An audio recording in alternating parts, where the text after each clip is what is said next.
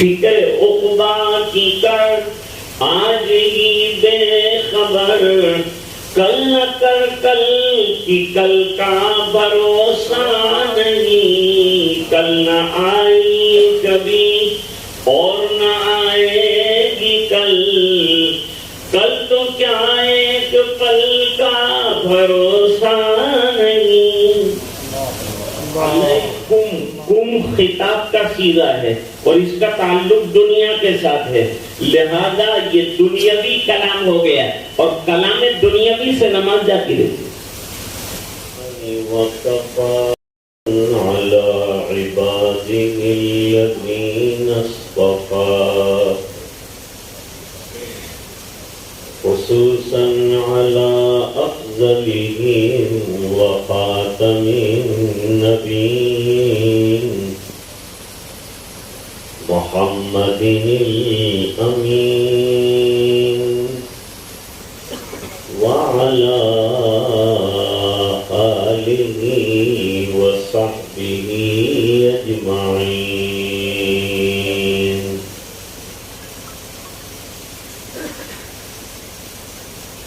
أما بعد فأعوذ بالله من الشيطان الرجيم، بسم الله الرحمن الرحيم۔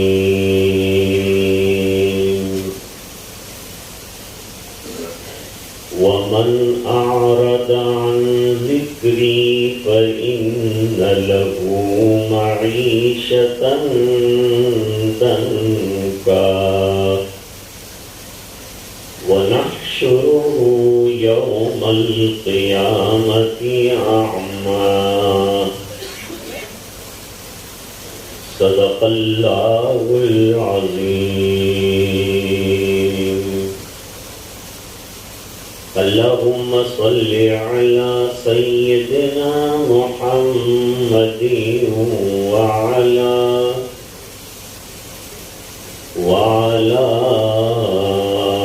آل سيدنا محمد وبارك وسلم۔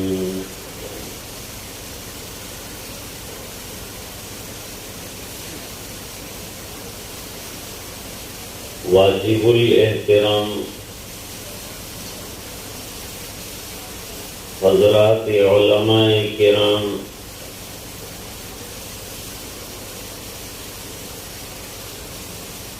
بزرگوں اور دینی بھائیوں،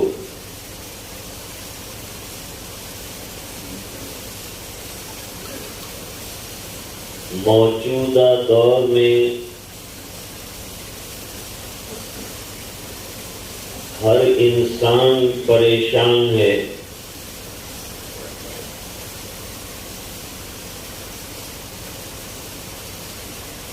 جس کے پاس اقتدار ہے وہ بھی پریشان، جو مالدار ہے وہ بھی پریشان، غریب ہے وہ بھی پریشان۔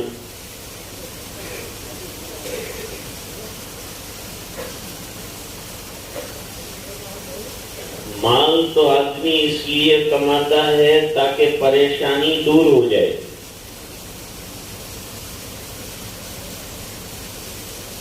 لیکن مال ہونے کے باوجود پریشانی اگر ختم نہیں ہوتی، اس کا مطلب یہ ہے کہ مال میں سکون نہیں۔ مال نعمت ضرور ہے اور بہت سے خیر کے کاموں میں استعمال بھی ہوتا ہے،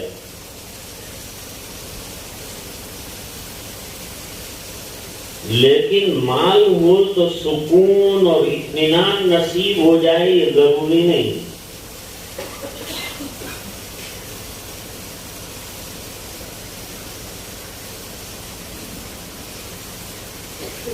انسان گاڑی اس لیے خریدتا ہے کہ میرا سفر آسان ہو، مجھے سکون ملے، اس میں بھی سکون۔ بہترین بنگلے اور مکانات میں پھر بھی سکون نہیں. بے قراری کے ساتھ زندگی گزار رہا ہے، خاص طور سے آج کے دور کا انسان.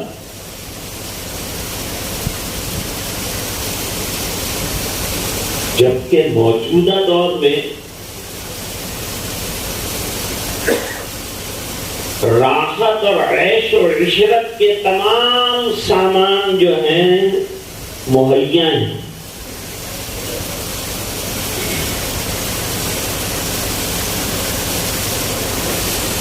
تو سوال پیدا ہوتا ہے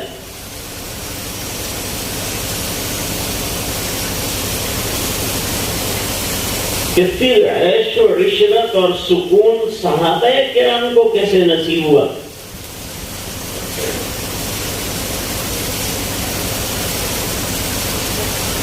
جبکہ حضور پاک صلی اللہ علیہ وسلم کے دور میں صحابہ کرام کو پیٹ بھر کھانا بھی نہیں ملتا.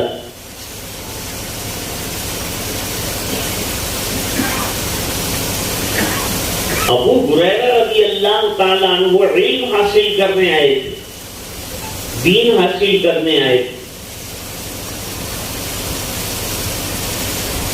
لیکن ان کو فاقوں میں اور بھوک میں بھی بڑا اطمینان تھا. انہوں نے فاقے کی شکایت نہیں کی، فاقے کو بیان تو کیا ہے لیکن شکایت نہیں کی.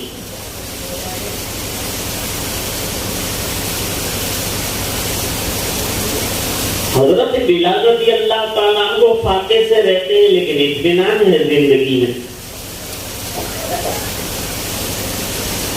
زیادہ تر صحابہ کرام کا عالم یہی رہا.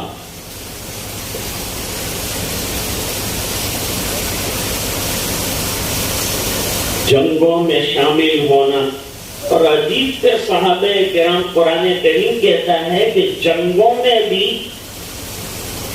کوئی ادھر ادھر کی بات کرنے کے بجائے قرآن کریم میں ہے کہ اللہ کا ذکر کرتا رہے.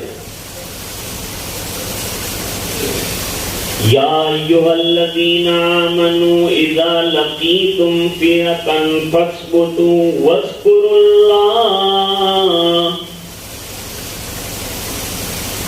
جب دشمن سے مٹ بھیڑ ہو جائے زبانی جمع خرچ مت کرو، اللہ کا ذکر زبان پر ہونا چاہیے. میدان کارزار میں بھی ذکر کتنی بڑی چیز ہے کہ میدان کارزار میں جان کے لالے پڑے وہاں ذکر کرنے کو کہہ رہے ہیں، اللہ کی یاد کرنے کو کہہ رہے ہیں.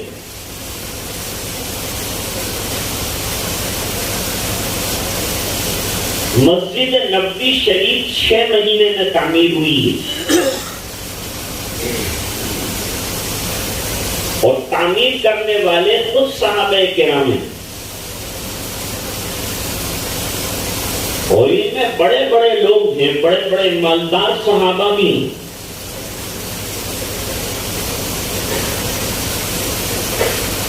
لیکن سرکار ایک مصرع پڑھتے تھے،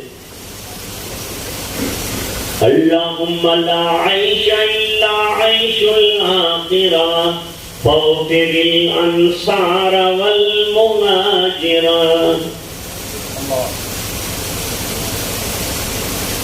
اللہ، عیش و عشرت تو آخرت کی ہے، دنیا کی ہر چیز فانی ہے، ختم ہو جانے والی ہے، عارضی ہے. باقی اللہ کا نام ہے. کل من علیہا فان ویبقى وجہ ربک ذو الجلال والاکرام. سبحان اللہ.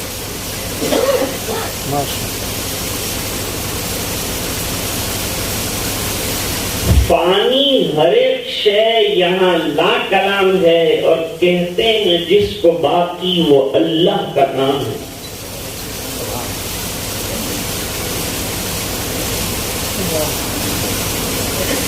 تو حضور فرماتے ہیں اللہم لا عیش الا عیش الآخرہ،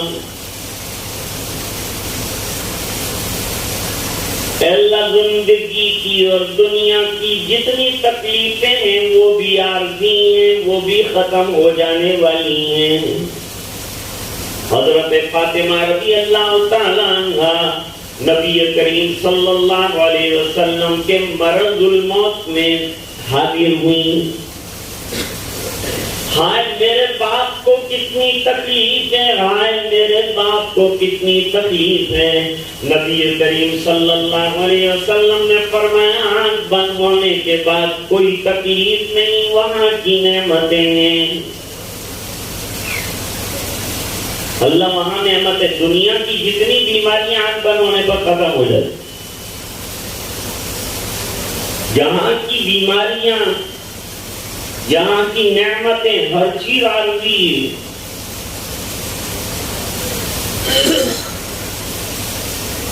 اگر کسی کو تمام نعمتیں میسر ہوں تو بھی ایک کھٹکا اس کو ہمیشہ کے لیے لگا ہوا ہے کہ اس کو اس دنیا سے جانا ہے۔ اللہ تعالیٰ نے ہمیں دنیا میں اس لیے نہیں پیدا کیا کہ ہم کھاتے رہیں پیتے رہیں، اس سے تو جسم بنے گا، لیکن اصل تو اللہ نے ہماری روح کو بنانے کے لیے دنیا میں ہمیں بھیجا ہے کہ دنیا کی زندگی گزاریں اور اپنی آخرت بنائیں۔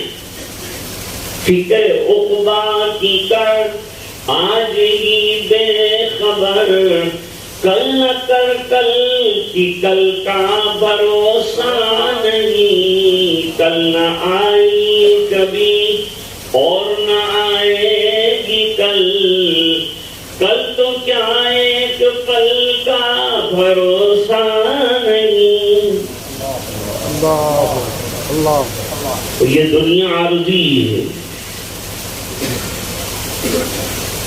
کھانے پینے تمام چیزوں کو ضرورت مانو اور عبادت اور ذکر اللہ کو روح مانو، اصل مانو۔ یہ کام آنے کی چیز ہے، مال بھی رہ جائے گا، اولاد بھی رہ جائے گی، ذکر اللہ وہاں کام آئے گا، قبر کو روشن کرے گا۔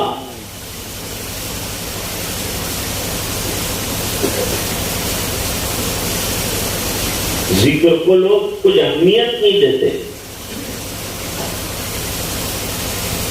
حضرت مولانا الیاس صاحب رحمت اللہ علیہ نے دعوت کے کام کے 6 نمبر رکھے۔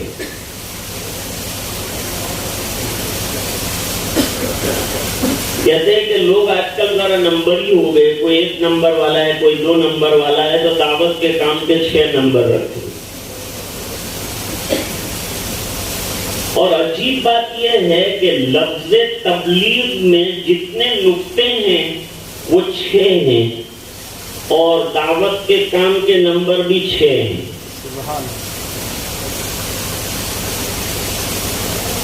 پہلا نمبر کلمہ طیبہ۔ کلمہ طیبہ یہ پورے دین کا خلاصہ ہے۔ جیسے کھجور کی گٹلی میں پورا کھجور کا درخت سمایا ہوا ہے، اس طرح سے کلمہ طیبہ میں پورا دین سمایا ہوا ہے۔ اس لیے جن کو بیعت کریں گے ان کو بھی جو ہے کلمے کی تلقین کریں گے کہ یہ دل میں جم جائے۔ یہ جم گیا تو باقی کے اعمال کرنا انسان کے لیے آسان ہے، اس لیے دوسرے نمبر پر نماز رکھی۔ پھر 1 نمبر حضرت مولانا الیاس صاحب رحمت اللہ علیہ نے رکھا ہے علم کا اور ذکر کا۔ حضرت فرماتے ہیں علم کا نمبر کیوں رکھا ہے؟ علم سے کیا مراد ہے؟ علم دین مراد ہے۔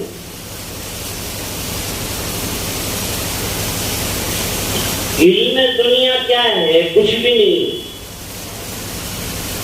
ردینا قسمت الجبار فینا لنا علم وللہ الجبال معلوم لأن المال يفني من قريب والعلم باق لا يزال.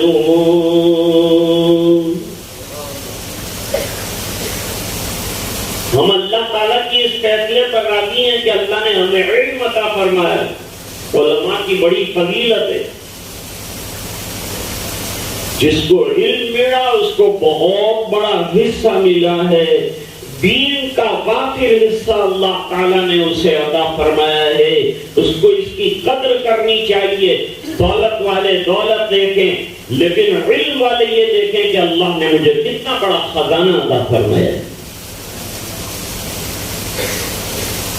مکے والے کہتے تھے ہمارے پاس مال ہے, ہمارے پاس اولاد ہے, ہمارے پاس پراپرٹیاں ہیں, ایک غریب مسلمانوں تمہارے پاس کیا ہے؟ اللہ تعالیٰ نے فرمایا اے مسلمانوں تم کہہ دو کہ تمہارے پاس سب سے بڑی دولت قرآن ہے. وَلَقَدْ آتَيْنَاكَ سَبْعًا مِّنَ الْمَثَانِي وَالْقُرْآنَ الْعَظِيمِ. ہم نے آپ کو 7 مکرر اور بار بار پڑھی جانے والی آیتیں عطا کی. نماز میں سورہ فاتحہ پڑھی جاتی ہے اور ہر رکعت میں پڑھی جاتی ہے.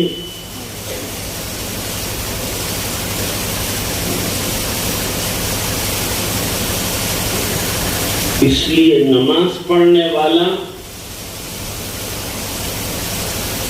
اللہ سے بات کرتا ہے. نماز میں کھڑے ہو گئے تو المصلی یناجی ربا. نماز پڑھنے والا اللہ تعالیٰ کے ساتھ سرگوشی میں مصروف ہے. بہت بڑی نعمت ہے نماز.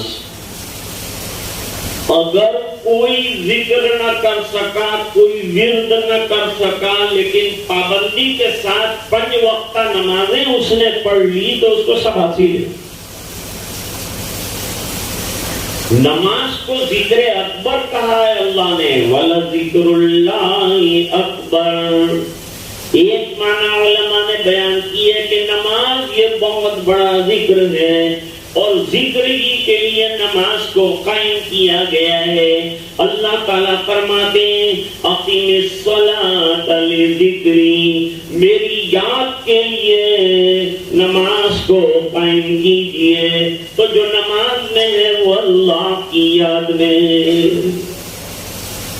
اس لیے نماز میں دنیا کا تذکرہ, کوئی سلام کرے تو جواب نہیں دینا ہے اور کسی کو سلام بھی نماز میں نہیں کرنا. یہ دنیا کا کلام ہو گیا.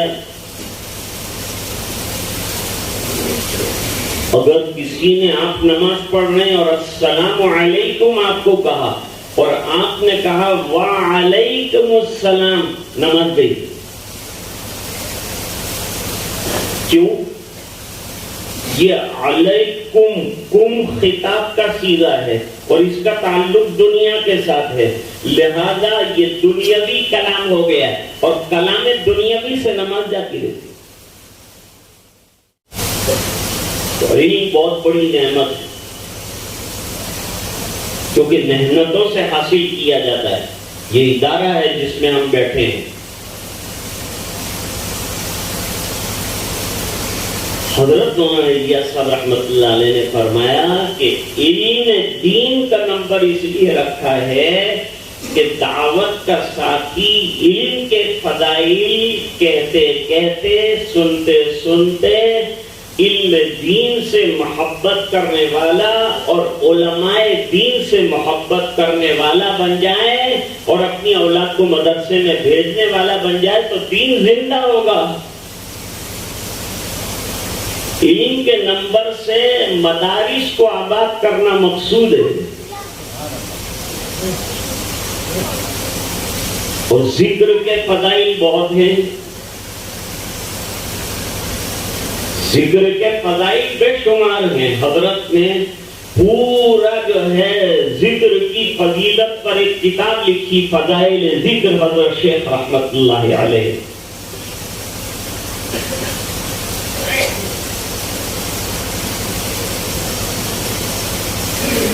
حکیم اختر صاحب رحمت اللہ علیہ فرماتے تھے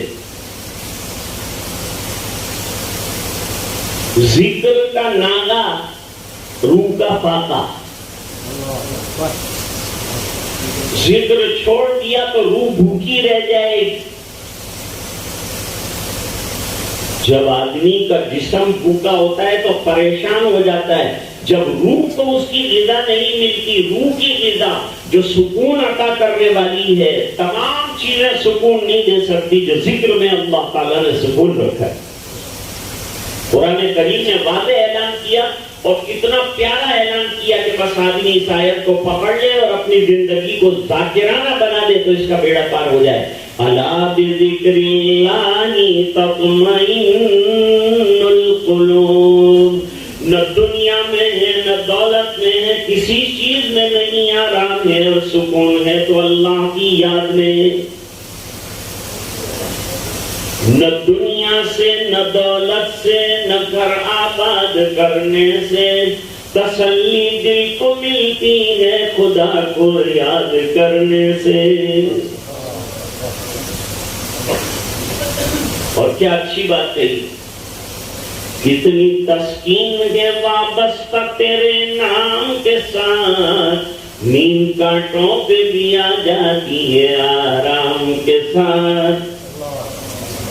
اللہ کی یاد کے ساتھ قید خانوں کے اندر بھی اللہ والے جو ہیں انہوں نے خانقاہیں بنا لی قید خانوں کو.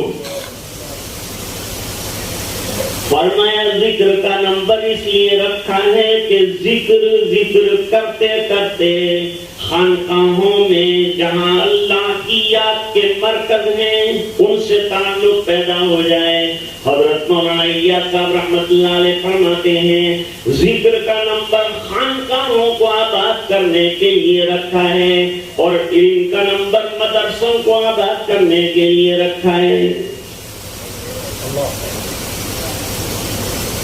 ٹکراؤ نہیں ہونا چاہیے.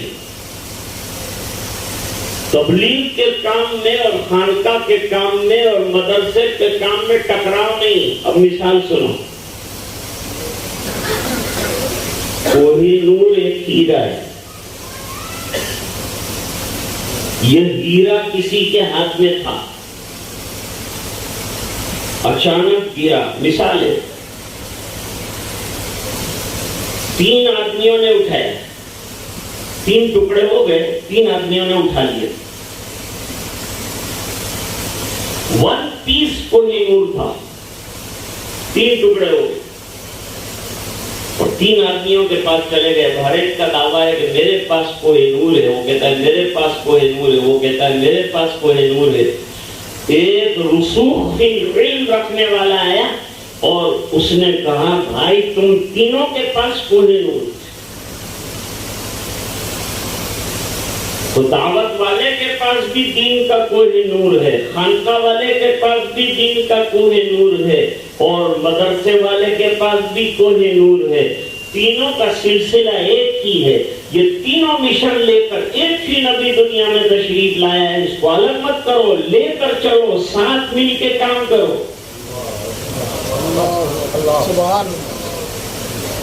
اب قرآن کریم کیا کہتا ہے؟ سرکار کا مشن کیا تھا؟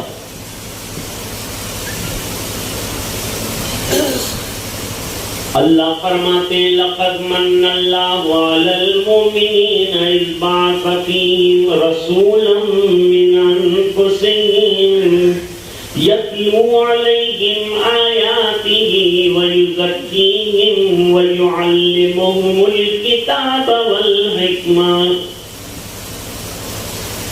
آپ صلی اللہ علیہ وسلم کا مشن کیا تھا؟ کیا کام لے کر آپ تشریف لائے تھے؟ نمبر 1 تلاوت آیات. تلاوت آیات کہاں ہوتی ہے؟ مدرسے میں. ابھی بچے نے کیا کیا؟ تلاوت کی. سب سے پہلے تلاوت کی. تلاوت تجوید کے ساتھ کی، صحت کے ساتھ کی. مدرسے میں یہ کام ہوتا ہے، قرآن کریم کو صحت کے ساتھ پڑھنا پڑھانا نبی کا پہلا مشن ہے. مدرسے میں نبی والا مشن چلتا ہے. نمبر 2 تزکیہ. نبی دلوں کو صاف کرنے کے لیے آتے ہیں. دلوں کو بگاڑ جو ہوتا ہے نا اندر، اس کو دور کرنے کے لیے آتے ہیں. جیسے جسم میں کپڑے پر میل لگتا ہے، غبار لگتا ہے تو اس کو دھو کر صاف کیا جاتا ہے، اس طرح دلوں کو ذکر کے ذریعے سے دھویا جاتا ہے اور پاک کیا جاتا ہے، صاف کیا جاتا ہے. ذکر کیا ہے؟ دلوں کا صابن ہے. اس کے ذریعے سے دل آئینے کی طرح ہو جاتے ہیں. اور ہم لوگ چلتے پھرتے ہیں، ہماری زبانیں بند رہتی، اللہ کی یاد نہیں کرتے، بیٹھتے نہیں اللہ کے دین کے حلقوں میں، ذکر اللہ کے حلقوں میں بیٹھو اور حلقے قائم کرو. زندگانی نتواں گفت حیات کے براس. فارسی ہے یہ. زندگانی نتواں گفت حیات کے براس، زندہ آنست کے بعد دوست وصال دارد. میں جو زندگی گزار رہا ہوں اس کو زندگی نہیں کہتے. کھانا پینا گھومنا چلنا پھرنا یہ تو حیوان بھی کرتے ہیں. فرماتے ہیں زندگی کسے کہتے ہیں اور زندہ کون ہے؟ فرماتے ہیں جس کا اپنے رب کے ساتھ ذکر اللہ کے ذریعے سے تعلق قائم ہے وہ زندہ ہے، باقی سب مردہ ہیں. اپنے آپ کو زندہ کرو، اللہ تعالیٰ سے تعلق پیدا کرو. صحابہ کرام کو اس بنا پر اطمینان تھا کہ نبی کریم صلی اللہ علیہ وسلم کے ساتھ کنیکشن اور آپ کا اوپر کے ساتھ کنیکشن، اس بنا پر ہمیشہ دل بیدار رہتا.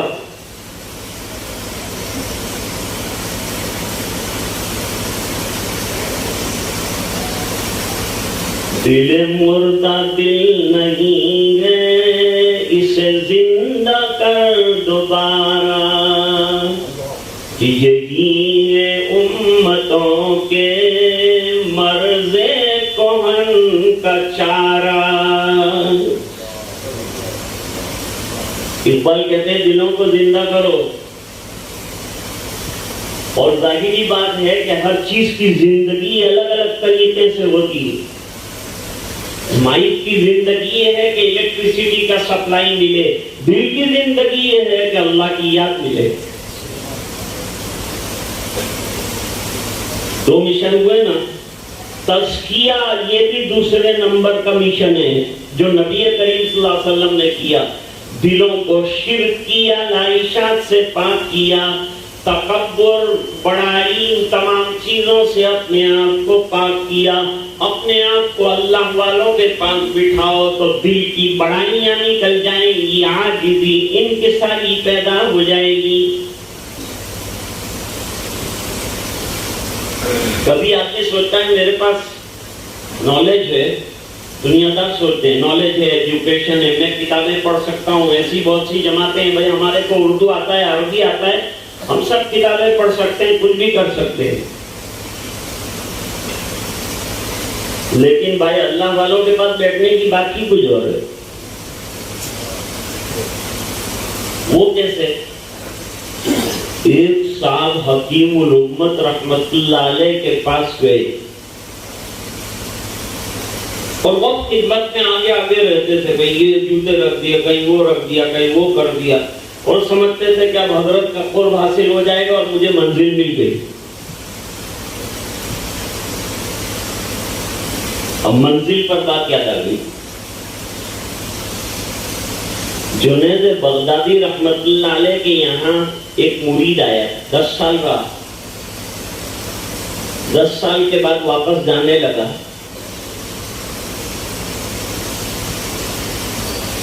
ارے بھائی کیوں جا رہے ہو؟ ابھی تو تمہارا کام باقی ہے.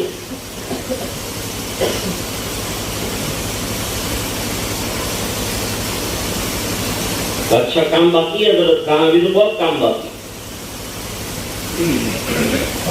لیکن آپ کے یہاں 10 سال میں نے کوئی کرامت نہیں دیکھی. یاد رکھو بزرگی جو ہے سنتوں کی اتباع میں ہے، کرامت میں نہیں. پوری زندگی کوئی اللہ والا کرامت نہ دکھائے لیکن سنتوں پہ چلے تو جنت میں وہ آگے ہوگا، اللہ اس کو مقام عطا فرمائیں گے.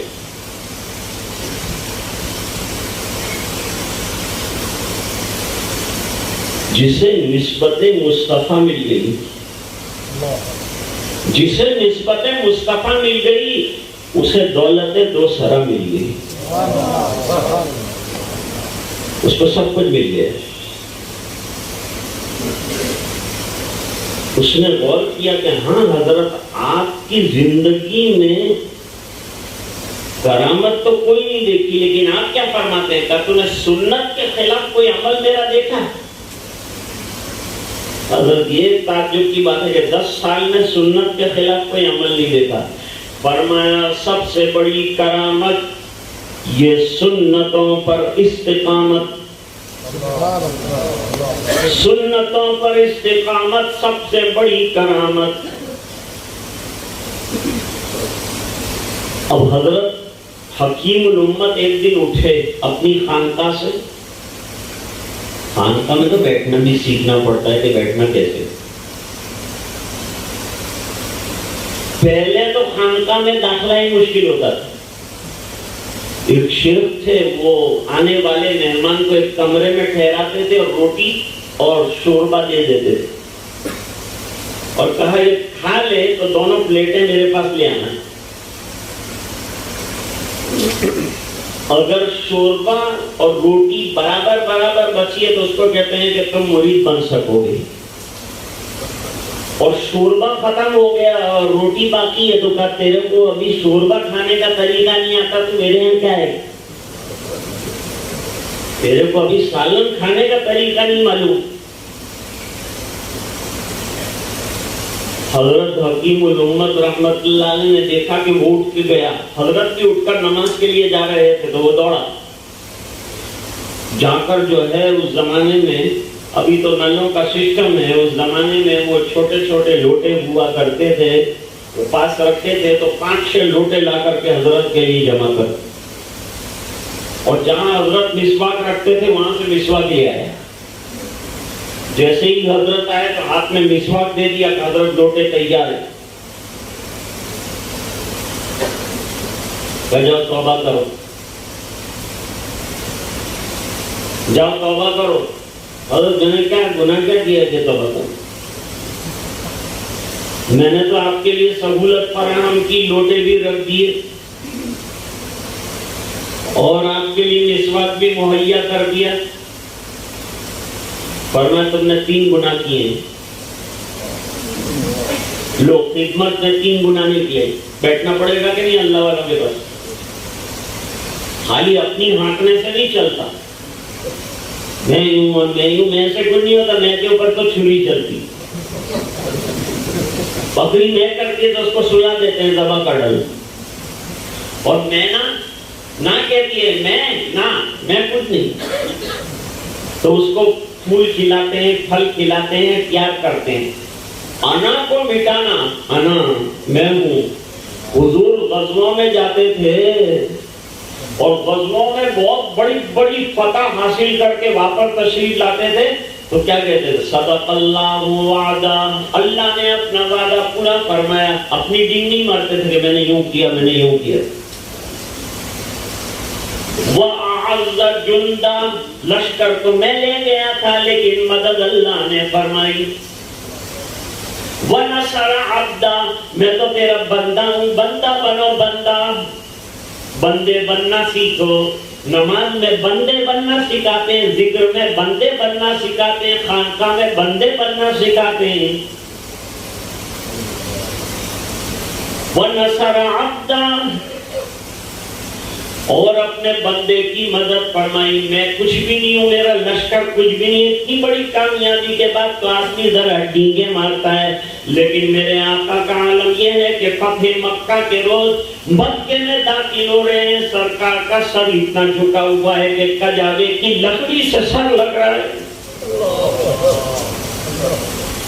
اتنی بڑی فتح, پورا سینٹر فتح کر لیا دنیا کا, لیکن عاجزی اور انکساری کی انتہا کر دی. ایک لگا کے آقا نے کھانا نہیں کھایا. حدیث شریف میں فرمایا آکلو کما یاکل العبد, میں اس طرح سے کھانا کھاتا ہوں جیسے کوئی غلام کھانا کھاتا ہوں. جاؤ جا کے مسجد میں 2 رکعت پڑھو, گناہوں کی توبہ کرو. اس نے کہا حضرت گناہ بتا دیجئے, کیا گناہ کیے تاکہ مجھے خیال آ جائے. حضرت نے فرمایا پہلا گناہ یہ ہے کہ لوگوں کے وقت کے لوٹے تم نے میرے لیے خاص کر دیے. تم کو لوگوں کی چیزیں میرے لیے خاص کرنے کا کوئی حق نہیں تھا. دوسرا یہ کہ میری رکھی ہوئی مسواک محفوظ جگہ میں سے تم نے نکالی, تم نے چوری کا ارتکاب کیا ہے. میری مسواک کو میری جگہ پہ سے نکالا کیوں تم؟ اور تیسرا بہت بڑا گناہ کیا ہے. تیسرا بہت بڑا گناہ یہ کیا ہے کہ تم نے دل میں یہ سوچا کہ شیخ بے وضو ہے, حالانکہ میں باوضو ہوں. ہو گئے 3 گناہ. تو ابھی تم کو بیٹھنا پڑے گا. اب ایک مثال سنو. ابھی لائٹ چلی گئی تھی تھوڑی دیر پہلے, ٹھیک ہے, روشنی گئی اور اندھیرا ہو گیا. لوگوں نے موبائل کی روشنیاں شروع کی. اگر یہ روشنیاں بھی بند کر دی جائیں تو ایک دوسرے کو دیکھ سکیں؟ نہیں دیکھ سکیں. ہاتھ سے ہاتھ اندھیرا ہو جائے تو نظر نہیں آتا. آنکھوں میں روشنی ہے کہ نہیں؟ تو آنکھوں میں روشنی ہے, پھر کیوں نظر نہیں آتا؟ علماء فرماتے ہیں کہ آنکھوں کی روشنی باہر کی روشنی کی محتاج ہے. اس طرح کوئی کتنا بھی بڑا روشن دماغ کیوں نہ ہو, اس کو اللہ والے کی روشنی کی ضرورت ہے.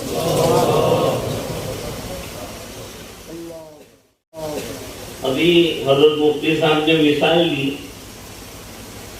حضرت تھانوی رحمت اللہ علیہ کا مقولہ نقل کیا.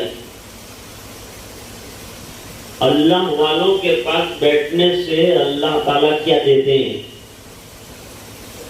کیا عنایت فرماتے ہیں, کیا کرم فرماتے ہیں.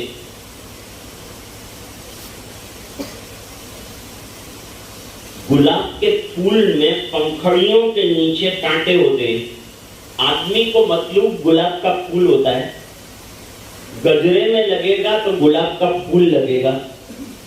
ٹیبل پہ رکھا جائے گا فلاور پاٹ میں تو گلاب رکھا جائے گا.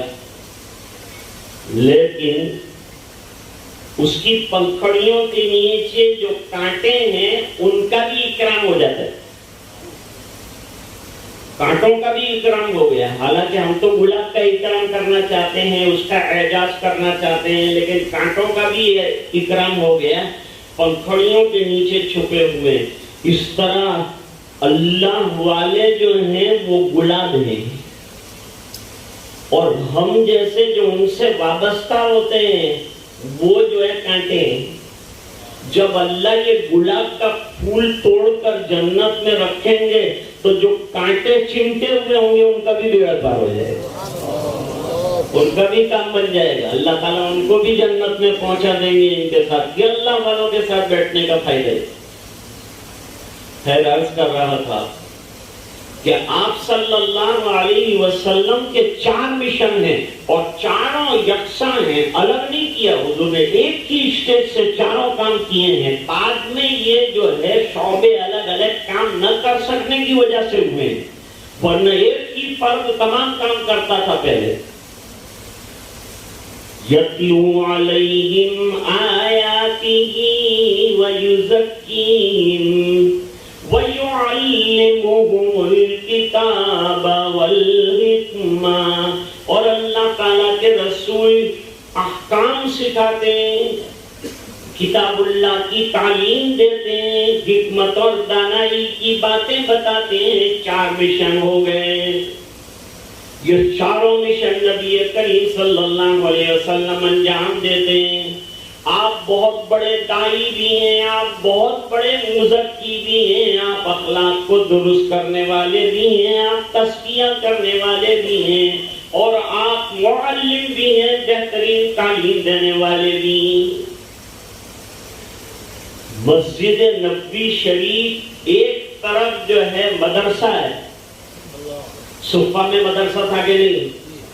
مدرسہ تھا، تو مسجد نبوی شریف مدرسہ بھی ہے، اور مسجد نبوی شریف جو ہے دارالقضا بھی ہے۔ الگ کوئی جگہ نہیں تھی، مسجد میں ہی فیصلے ہوتے تھے، دارالقضا۔ اور مسجد ہی دعوت کا مرکز بھی تھا، یہیں سے جماعتیں روانہ ہوتی تھی، اور یہیں سے جو ہے افراد دین کی دعوت کے لیے بھیجے جاتے تھے، اور بڑے بڑے لشکر جو ہے وہ یہیں سے، لشکر کی چھاونی بھی مسجد نبوی شریف ہے۔ اور تزکیہ کا کام اور دل کی اسلام کا کام بھی سب سے بڑا اگر ہوتا ہے تو مسجد نبوی شریف میں ہوتا ہے۔ عرض کر رہا تھا کہ بھائی آج لوگ چاروں طرف سے پریشانیوں کا اظہار کرتے ہیں، مختلف طریقے کی پریشانیاں ذکر کرتے ہیں، حقیقت میں جو سکون جہاں ہے وہاں تلاش نہیں کرتے ہیں۔ سکون کہاں ہے؟ اس کو قرآن کریم نے واضح کیا، جس کو ابھی ابھی میں نے آپ کی خدمت میں عرض کیا۔ الذین آمنوا وتطمئن قلوبهم بذکر اللہ الا بذکر اللہ تطمئن القلوب۔ یاد رکھو دلوں کا اطمینان اور سکون اللہ اللہ کرنے میں ہے، ذکر اللہ میں۔ ذکر کے معنی یاد دہانی، یادداشت، ریممبرنس آف اللہ۔ آج میں نے جو آیت کریمہ آپ کی خدمت میں پیش کی، اس میں اللہ نے عجیب مضمون بیان فرمایا۔ اللہ فرماتے ہیں وَمَنْ أَعْرَضَ عَنْ ذِكْرِي، جو میرے ذکر سے اعراض کرے گا، یعنی میری یاد نہیں کرے گا۔ ذکر میں نماز بھی آ گئی، قرآن کی تلاوت بھی آ گئی، اللہ اللہ بھی آ گیا، اور ذکر اللہ بھی آ گیا۔ تو سب چیزیں ذکر کی تفسیر میں آتی ہیں، پورا دین بھی ذکر کی تفسیر میں آ سکتا ہے۔ قرآن کو اللہ نے ذکر کہا ہے، اِنَّا نَحْنُ نَزَّلْنَا الذِّكْرَ وَإِنَّا لَهُ لَحَافِظُونَ۔ یہ ذکر ہم نے اتارا ہے، قرآن بہترین ذکر ہے۔ اس لیے پہلا کام تو جو خانقاہی لوگ ہیں ان کا، اور ہر ایمان والا خانقاہی ہے اور جڑنے والا ہے قرآن سے، قرآن کریم کی تلاوت کو سمجھو یا نہ سمجھو۔ بچے نے ابھی بتایا کہ سمجھ کر پڑھو تو بھی اجر ہے، نہ سمجھو تو بھی اجر ہے، یہ اللہ کا کرم ہے کہ بغیر سمجھے بھی دیتے۔ دنیا میں آدمی کوئی زبان سیکھتا ہے سمجھنے کے لیے، قرآن سمجھے بغیر پڑھنے پر بھی ہر حرف پر 10 نیکیوں کا وعدہ ہے۔ تو اپنے گھروں میں قرآن کریم کی تلاوت ماں بہنیں بھی کریں جتنی بھی ہو سکے، اور اب مرد بھی گھروں میں کرے تاکہ گھر میں رحمتوں کا نزول ہو جائے۔ قرآن کی تلاوت سے گھروں میں رحمتوں کا نزول ہوتا ہے، یہ بات حدیث شریف میں ہے، لیکن اس کا وقت نہیں۔ روزانہ کا معمول تلاوت کا جتنی بھی سہولت ہو سکے بنا لیں۔ نمبر 2، جن کو قرآن شریف نہیں آتا علاقے کے علماء سے فائدہ اٹھائیں اور قرآن کریم سیکھیں، کیونکہ قرآن کریم بہت آسان ہے۔ 5 سال کا 6 سال کا بچہ قرآن کریم حفظ کر لیتا ہے۔ کل امراوتی میں وہ بچے نے 15 مہینے کے اندر قرآن کریم یاد کیا۔ ہمارے سورت میں 6 مہینے کے اندر ایک صاحب نے پورا قرآن کریم یاد کیا، ایک صاحب نے 2 مہینے کے اندر پورا قرآن کریم یاد کیا۔ یہ قرآن کریم بڑی نعمت ہے، اس کا ورد اور اس کا مزاج بنائیں، اور روزانہ مشائخ نے جو جس سے وابستہ ہے انہیں اوراد بتائے ہوں گے تو وہ اوراد بھی کریں۔ تو فرماتے ہیں من اعرض عن ذکری، جو میرے ذکر سے اعراض کرے گا تو اس کے پاس مال ہوگا، دولت ہوگا، اقتدار ہوگا، مکانات ہوں گے، سب کچھ ہوگا، لیکن اس کی زندگی کو تمام راحتوں کے بیچ میں تنگ کر کے رکھ دوں گا۔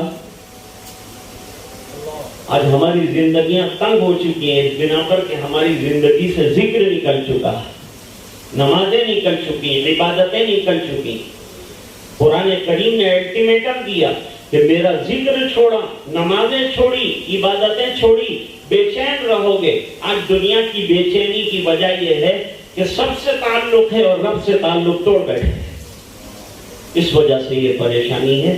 میں اپنی بات کو ختم کرتا ہوں، دعا کرتا ہوں کہ اللہ تعالی ہم کو ذکر کرنے والا بنائے اور اللہ کی یاد کرنے والا بنائے اور دین پر چلنے والا بنائے، اور جو حضرات اوراد و وظائف میں لگے ہیں اور خانقاہی حلقے جن کے جس طرح سے چل رہے ہیں، دعوت کے کام میں بھی الحمدللہ تسبیحات بتائی گئی، اس کی پابندی کی جائے، اور اسی طریقے سے جو دوسرے حضرات صوفیہ اور بزرگوں سے وابستہ ہیں ان کو بھی اوراد بتائے گئے ہیں۔ اوراد کیا ہیں؟ روح کا علاج ہے، روح کی دوا ہے، بیماریوں کا علاج ہے، لہذا اس کے ذریعے سے شفایاب ہونا ہے۔ ہم بیمار ہیں اور ہمیں روحانی طبیبوں کے علاج کی ضرورت ہے۔ اللہ تعالیٰ اس علاج سے ہمیں بہرور فرمائے، ہماری ظاہری اور باطنی تمام چیزوں کی اصلاح فرمائے۔ اب آئندہ کوئی موقع ہوگا تو اصلاح ظاہر اور اصلاح باطن دونوں چیزیں ضروری ہیں، اس پر انشاءاللہ گفتگو کریں گے۔ وآخر دعوانا الحمدللہ۔ یہ ذکر و سلوک کی ہماری مجلس ہے، اس میں ہم نے اس طرح ترتیب دیے تھے حضرت ہی کے زیر سرپرستی اور زیر صدارت و قیادت کہ پہلے حضرت کی سلسلے میں گفتگو ہو جائے گی، بیان ہو جائے گا، اور وہ آپ نے ایک ذکر کے سلسلے کا ایک جز جو ہے پورا کر لیا کہ الحمدللہ ہم نے سب مل کر کے یہ حضرت والا کے فرض و نصائح سے محدود ہوئے۔ اللہ تعالیٰ تعداد حیات ہمیں اس کو اپنی زندگی میں اپنانے کی توفیق عطا فرمائے۔ اب میں جن حضرات نے جو ابھی تک کے آئے نہیں سامنے اور جو حضرات ہے آئے، تو میں گزارش کروں گا کہ وہ بیت کے لیے مجلس جو ہے بیت والے ساتھی جتنے بھی ہیں وہ کھڑے ہو کر ذرا سی ہلچل کر لے، اور جو ساتھی بیٹھ ہونا چاہتے ہیں وہ سامنے آ جائے، اور بس اور جو باقی ساتھی ہے وہ تھوڑی حرکت کر لیں۔ ان حضرات کو آگے جو پہلے ہی سے ویسے الحمدللہ بیت والے ساتھی تو بیٹھے بھی ہیں، لیکن جو بعد میں آ گئے جن کے نام ہمارے پاس پہلے آ گئے تھے تو ان کو تھوڑی ساتھی جو ہے جگہ چھوڑ دے، جو حضرات جو ہے بیت والے ہیں وہ آتے چلے جائے، اور جو انشاءاللہ بیت ہوگی پھر بیت کے بعد حضرت والا ذکر کرائے گے انشاءاللہ، اور ذکر کرا کر مراقبہ بھی کرائے گے اور دعا بھی۔ جو کسی سے بیت ہے ماشاءاللہ وہ حضرات تھوڑا ان حضرات کو ذرا حضرت کے قریب آنے دے۔ میں گزارش کروں گا مولانا یاسین صاحب ادھر تشریف لے آئے، نوشاد سر ادھر تشریف لے آئے، جو حضرات جو ہے کسی سے بیت ہے وہ ادھر ہو جائے، اور حضرت کے اور یہ جو ابھی نئے حضرت سے تعلق کر رہے ہیں ان کے درمیان میں سے آ جاؤ۔ مولوی عارف صاحب آپ یہاں حضرت کے پاس آ جاؤ۔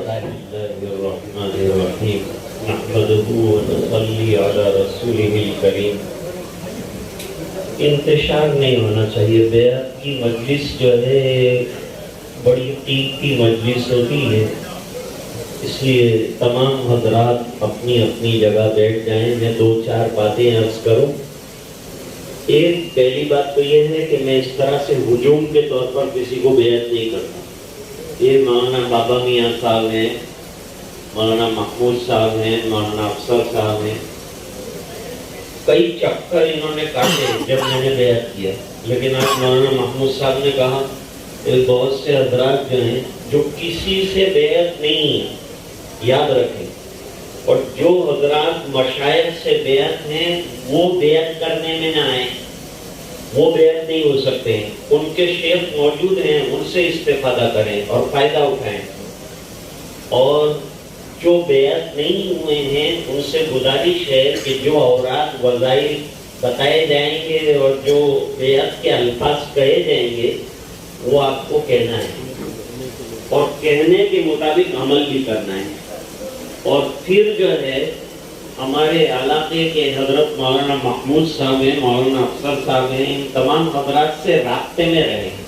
پھر ان کو لگے گا کہ تعلق مجھ سے قائم کرنا ضروری ہے تو مجھے بتائیں گے. یہ حضرات مجھے رابطہ رکھ کر مجھے بتائیں کہ فلان کی یہ تکلیف ہے، فلان کی یہ تکلیف ہے. شیخ سے رابطہ رکھنا بہت ضروری. بغیر شیخ سے رابطہ رکھے ہوئے روحانی ترقی نہیں ہوتی. اس لیے رابطہ شیخ سے جو ہے ضروری ہے. اب جو ہے سلسلے 4 ہیں، 4 سلسلے ہیں. ان میں سے ایک سلسلہ نقشبندیہ بھی، یہ بھی پرانا سلسلہ ہے اور یہ سلسلہ حضرت ابو بکر صدیق رضی اللہ عنہ پہ پہنچتا ہے. دوسرے سلسلے حضرت علی رضی اللہ تعالیٰ عنہ پہ پہنچتے ہیں. اور حضرت ابو بکر رضی اللہ تعالیٰ عنہ کے ہاتھ پر حضرت علی نے بھی بیعت کی. تو درجہ جو ہے یہ نقشبندیہ کا اونچا ہے. پرانی سلسلے کی چیز ہے. اور بیعت کا مطلب یہ ہے کہ ہم کسی شیخ کے ہاتھ پر دین کی اتباع کرنے کے لیے اپنا ہاتھ ان کے ہاتھ میں دیتے ہیں کہ ہم دین پر چلیں. اور دین پر چلنے کے لیے طریقہ بتا دیا ہے کہ بھئی اتنا ورد کر لو، اس طرح کر لو، اس طرح کر لو. ایسا کرنے سے آدمی گناہوں سے بچے گا، نیکیوں کی توفیق ہوگی، اچھائیاں اندر پیدا ہوں گی، اچھے اخلاق آئیں گے، جیسے کہ ابھی بیان کے اندر میں نے آپ کو بتایا. تو یہ سلسلہ نقشبندیہ حضرت ابو بکر رضی اللہ تعالیٰ عنہ. اور یہ سلسلے میں اعمال جو ہیں وہ بھی آپ کو بتا دیتا ہوں. روزانہ 200 مرتبہ کلمہ طیبہ پڑھنا. خاموشی سے کسی جگہ بیٹھ کر کلمہ طیبہ پڑھ لیا جائے 200 مرتبہ کم سے کم. بہت ہمت آپ کی ہے، آپ زیادہ کرنا چاہتے ہیں تو کوئی حرج نہیں، لیکن 200 مرتبہ 200 مرتبہ ایک ساتھ نہ ہو سکے تو 100 مرتبہ صبح، 100 مرتبہ شام کو. دوسرا استغفار. استغفار بہت ہے، لیکن استغفار آسان کیا ہے؟ استغفر اللہ ربی من کل ذنب واتوب الیہ. یہ استغفار آسان استغفار، یہ کر لیں. کارڈ بھی ہے میرے، بعد میں انشاءاللہ مولانا محمود صاحب آپ کو کارڈ دے دیں گے جس میں اوراد لکھے. مشکل اوراد نہیں. تیسرا درود شریف. حضور پاک صلی اللہ علیہ وسلم کا بہت بڑا حق ہے، ان کا بہت بڑا احسان ہے. اللہ کا احسان لا الہ الا اللہ پڑھا، حضور کے احسان کا بدلہ ہے کہ درود شریف پڑھا. کم سے کم 200 مرتبہ 200 مرتبہ کلمہ طیبہ، 200 مرتبہ استغفار، 200 مرتبہ درود شریف. 3 چیزیں ہوں گی. اب قرآن کریم جو ہے اس کی تلاوت کرنی. نہ آتی ہو تو جتنا یاد ہے اتنا پڑھ لیں اور کوشش کریں کہ مزید پڑھ سکیں تاکہ ہماری نمازیں بھی درست ہو جائیں. نمبر 2، جو حافظ اور عالم ہیں ان کو کم سے کم 1 پارہ پڑھنا ہے، اور جو عالم نہیں ہے، بہت تیز نہیں پڑھ سکتے ہیں یا اچھا نہیں پڑھ سکتے ہیں، ان کو پاؤ پارہ یا پھر جتنا مناسب ہے روزانہ تلاوت کرنا. سب سلسلوں کے اندر سب سلسلے برحق ہیں. جیسے 4 ائمہ ہیں، امام اعظم ہیں، امام شافعی رحمۃ اللہ علیہ ہیں، امام احمد ہیں، امام مالک رحمۃ اللہ، سب چاروں فقہ حق ہیں. اس طرح سے یہ 4 سلسلے بھی حق ہیں. کسی کی تنقیص اور کسی پر تنقید نہیں. اپنا اپنا کام کرنا ہے اور اپنے کام میں لگے رہنا ہے اور دوسرے سلسلوں کے لیے بھی دعا کرنی. اللہ تعالیٰ ان کو بھی ترقی اور برکتیں عطا فرمائے اور ان کے مشائخ کی عمروں میں بھی برکتیں عطا فرمائے. اور ایک بڑا اہم کام ابھی آپ کو میں بتاؤں گا، مراقبہ. مراقبہ اللہ کے دھیان میں بیٹھ جانا ہے. جیسے دکان کے اوپر گراہک کے انتظار میں کیسا بیٹھتے ہیں کہ اب گراہک آئے گا، اب گراہک آئے گا، اس طرح سے اللہ کی رحمت اب اترے گی، اب اترے گی. یہ رحمت کے انتظار میں بیٹھنے کا نام مراقبہ ہے. ابھی ہم امتحان مراقبہ کریں گے. اتنے کام کرنے ہیں، گناہوں سے بچنا ہے، بس یہ کام ہے دیہات کے اندر. یہ سب کریں گے انشاءاللہ. پابندی سے کرنا اور شیخ سے رابطہ رکھنا. یعنی کوئی ضرورت ہو روحانی اعتبار سے، جیسے جسمانی اعتبار سے تکلیف ہوتی ہے تو ڈاکٹر کے پاس دوڑ جاتے ہیں، اس طرح روحانی پریشانی ہو تو شیخ کے پاس رابطہ قائم کرنا پڑے گا، وہ روحانی ڈاکٹر. تو اب میں چھوٹا سا خطبہ پڑھوں گا، اس کے بعد جو ہے بیعت کے الفاظ ہیں اور پہلے کلمہ وغیرہ ہے وہ سب پڑھ لیں. اس کے بعد جو ہے وہ بیعت کے کلمات کہے جائیں گے، آپ بھی کہہ لیں تو انشاءاللہ آپ سلسلے کے اندر بیعت ہو جائیں گے. الحمدللہ وکفی وسلام علی عبادہ الذین اصطفی، اما بعد، اعوذ باللہ من الشیطان الرجیم، بسم اللہ الرحمن الرحیم. ان الذین یبایعونک انما یبایعون اللہ، ید اللہ فوق ایدیہم، فمن نکث فإنما ينکث على نفسه ومن اوفى بما عاهد عليه الله فسوف يؤتيه اجرا عظيما. صدق اللہ العظیم. اب بولیے. اشہد ان لا الہ الا اللہ واشہد ان محمد عبدہ ورسولہ. آمنت باللہ وملائکتہ وکتبہ ورسلہ والیوم الآخر والقدر خیرہ وشرہ من اللہ تعالی والبعث بعد الموت. حق لا الہ الا اللہ محمد رسول اللہ.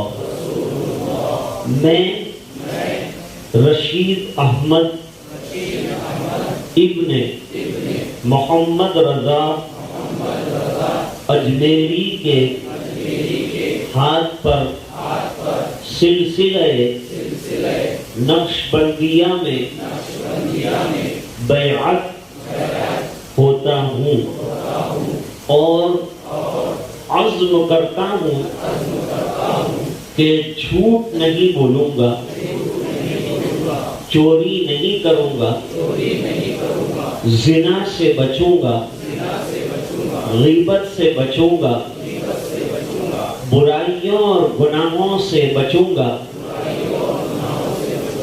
اور اگر کوئی گناہ ہو گیا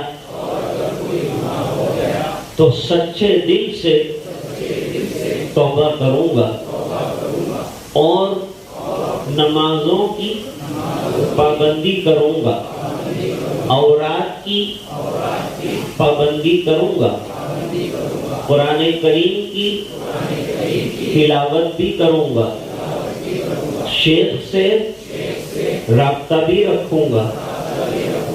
اے اللہ جتنے سلاسل ہیں ان تمام میں برکتیں عطا فرما اور تمام کا فیض ہمیں عطا فرما.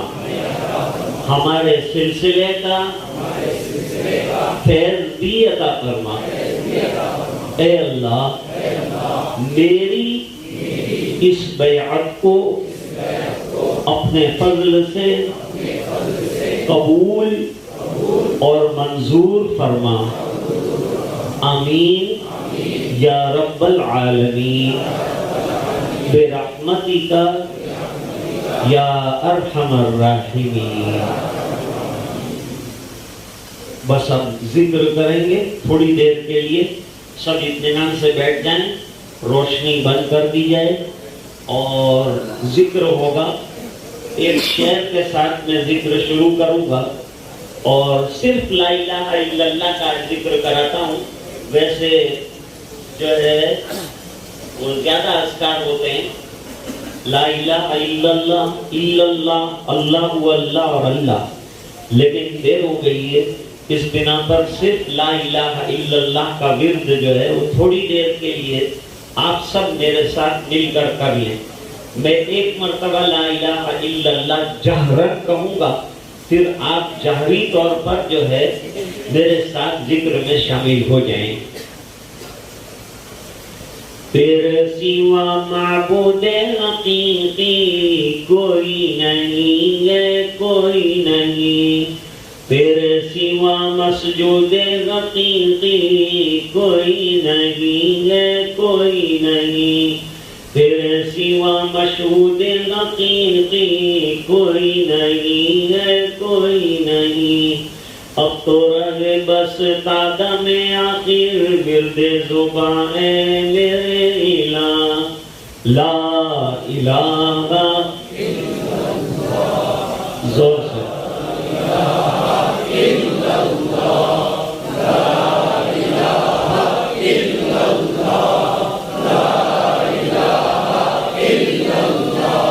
لا الہ الا اللہ، لا الہ الا اللہ، لا الہ الا اللہ، لا الہ الا اللہ، لا الہ الا اللہ،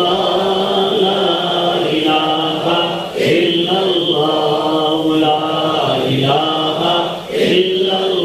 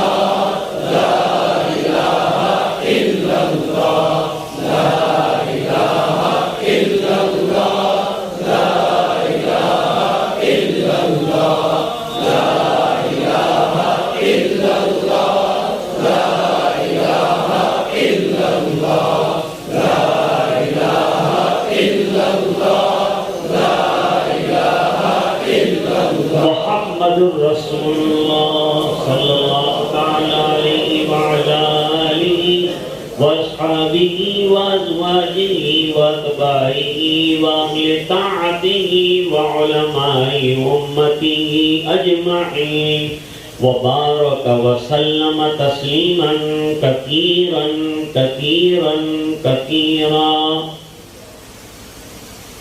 یہ ذکر ہے۔ اب جو حضرات ابھی بیعت ہوئے ہیں ان کو اس طرح سے ذکر نہیں کرنا ہے، سادہ ذکر کرنا ہے، جب اجازت دیں گے جب جہری ذکر کرنا ہے۔ ابھی جو ہے کونے میں بیٹھ کر تسبیح لا الہ الا اللہ محمد الرسول اللہ کی 200 مرتبہ کر لیجیے، اور جن حضرات کو پہلے سے اجازت ملی ہے جیسے یہ علماء کو تو یہ کر سکتے ہیں، اور میں نے بعض حضرات کو اجازت دی ہے وہ ذکر کرانے کے لیے بھی، تو جب وہ ذکر کرائیں گے تو ان کے ساتھ آپ جہرن ذکر کریں گے۔ اب مراقبہ کریں گے۔ مراقبہ اللہ تعالیٰ کے دھیان میں بیٹھنے کا نام ہے، اللہ کی رحمت کے انتظار میں بیٹھنے کا نام ہے، اور تصور کرنے کا نام ہے۔ تصور تو آدمی کرتا ہی رہتا ہے، گناہ کے تصور بھی کر لیتا ہے، یہاں تصور اللہ کی رحمت کا کرنا ہے کہ اللہ کی رحمت برس رہی ہے، دلوں میں سما رہی ہے، اور دل اللہ اللہ اللہ کر رہا ہے۔ یہ لگاتار تصور کرنا ہے، زبان سے کچھ نہیں کہنا ہے۔ میں چند شوقیہ اشعار بیچ میں پڑھوں گا۔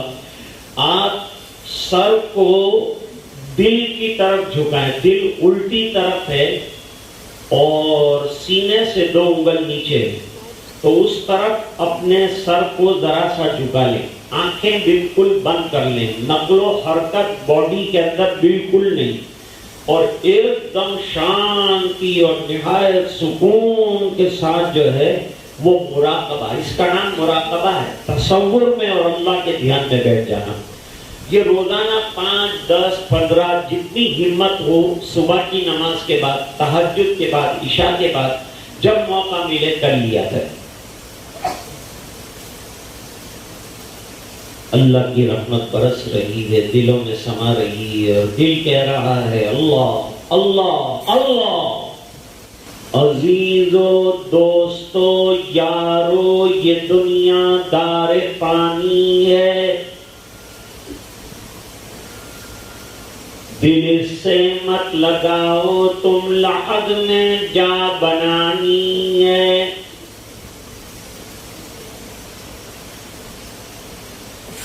تو آیا بہر طاعت پھنسا لذات دنیا میں،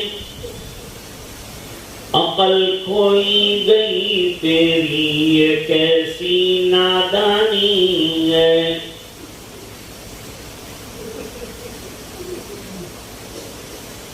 نہ دنیا نہ دولت نہ دھن جائے گا، فقط ساتھ تیرے کفن جائے گا۔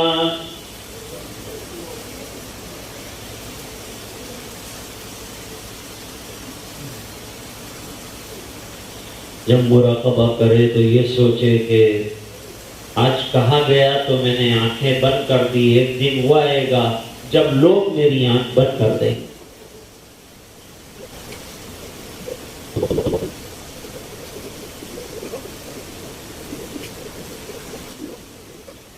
لا الہ الا اللہ محمد الرسول اللہ۔ اب مراقبہ ختم ہو گیا اور اب دعا کرو۔ اللہم لا احصی ثناء علیک انت کما اثنیت علی نفسک، اللہم صل علی سیدنا محمد وعلی آل سیدنا محمد وبارک وسلم۔ ربنا آتنا فی الدنیا حسنہ وفی الآخرۃ حسنہ وقنا عذاب النار وادخلنا الجنة مع الأبرار يا عزيز يا غفار۔ اللهم افتح لنا بالخير واختم لنا بالخير وجل عواقب أمورنا بالخير بيدك الخير إنك على كل شيء قدير۔ لا إله إلا الله الحليم الكريم، سبحان الله رب العرش العظيم، الحمد لله رب العالمين، نسألك موجبات رحمتك وعزائم مغفرتك والغنيمة من كل بر والسلامة من كل ذنب، لا تدع لنا ذنبا إلا غفرته ولا هما إلا فرجته ولا كربا إلا نفسته ولا ضرا إلا كشفته ولا مريضا إلا شفيته ولا حاجة من حوائج الدنيا والآخرة هي لك رضا ولنا فيها صلاح إلا قضيتها ويسرتها يا أرحم الراحمين۔ اللهم اشف علالنا واسقامنا، اللهم اشف مرضانا ومرضى المسلمين، اللهم إن قلوبنا ونواسينا وجوارحنا بيدك لم تملكنا منها شيئا، فإذا فعلت ذلك بنا فكن أنت ولينا واهدنا إلى سواء السبيل۔ اللهم آت نفوسنا تقواها وزكها أنت خير من زكاها أنت وليها مولاها، يا مقلب القلوب ثبت قلوبنا على دينك، يا مصرف القلوب صرف قلوبنا إلى طاعتك۔ اے اللہ ہمارے گناہوں کو معاف فرما، کوتاہیوں سے درگزر فرما، اپنا فضل اور کرم شامل حال فرما، رحم کے اور کرم کے فیصلے فرما۔ اپنی رضا دائمی عطا فرما اللہ، ذاکرانہ اور شاکرانہ زندگی عطا فرما، تیری یادوں بھری زندگی عطا فرما، غفلت والی زندگی سے ہماری حفاظت فرما اللہ، نمازوں کا پابند بنا دے، تلاوت کا شیدائی بنا دے اللہ، تیری یاد کرنا نصیب فرما دے، ذکر اللہ کی توفیق عطا فرما دے اے اللہ، ہمارے دلوں کو بگاڑ جو ہے اسے دور فرما دے، ظاہری اور باطنی صفائی نصیب فرما دے اے اللہ، ہمارے ظاہر اور باطن کی اصلاح فرما دے، ہمیں با اخلاق بنا دے، با حیا بنا دے، بد اخلاقیوں سے برائیوں سے اللہ حفاظت فرما، غیبت کینہ کپٹ تکبر اور بڑائیوں جیسی بیماریوں سے ہماری حفاظت فرما، روحانی جسمانی اعتبار سے شفاء کاملہ عاجلہ نصیب فرما، جو پریشان ہیں ان کی پریشانیاں دور فرما، جو الجھنوں میں گرفتار ہیں ان کی الجھنیں دور فرما اے اللہ، ایمان پر دنیا سے جانے والوں کی مغفرت فرما اے اللہ، اس مجمع میں بڑے علماء موجود ہیں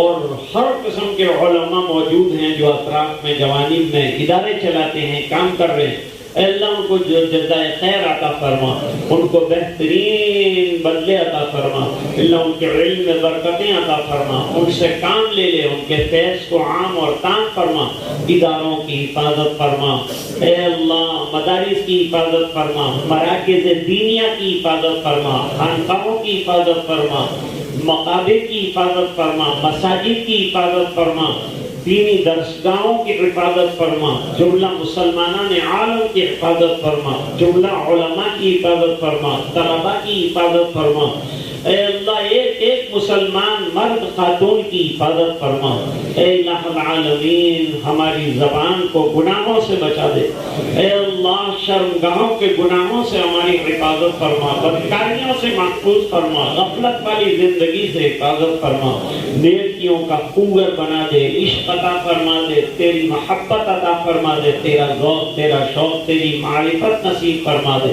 پورے مجمع کی مغفرت فرما دے اللہ، دور دراز سے تیرے بندے تیرا نام لینے کے لیے آئے ہیں اللہ، ہمیں تیرا نام لینا نہیں آتا اللہ، جو بے ادبیاں ہو گئی معاف فرما دے، تیرا نام لینے والا بنا دے، اس لائق بنا دے کہ ہم تیرا نام لے سکیں اے اللہ، یہ تیرا کرم ہے کہ تو نے تیرا نام لینے کی اور ذکر کرنے کی اور قرآن پڑھنے کی اجازت نہیں، حکم دے دیا اے اللہ، اس کی قدر کرنے کی توفیق عطا فرما اے اللہ، پریشانیوں کو دور فرما، الجھنوں کو دور فرما، اور جن جن لوگوں کی جو پریشانیاں ہیں وہ تمام پریشانیاں دور فرما اے اللہ، پورے مجمع کی مغفرت فرما، امت کے ایک ایک فرد کی مغفرت فرما، اور اے اللہ، جو بیعت ہوئے ان کی بیعتوں کو قبول فرما، ان کو اعمال پر استقامت نصیب فرما، اور یہ دعائیں اپنے فضل و کرم سے قبول فرما برحمتک یا ارحم الراحمین۔ مجھے جانے کی جگہ عنایت فرمائیں اور آپ حضرات نماز کی تیاری کریں، پوری پابندی کے ساتھ نماز پڑھی جائے گی اور ہم جو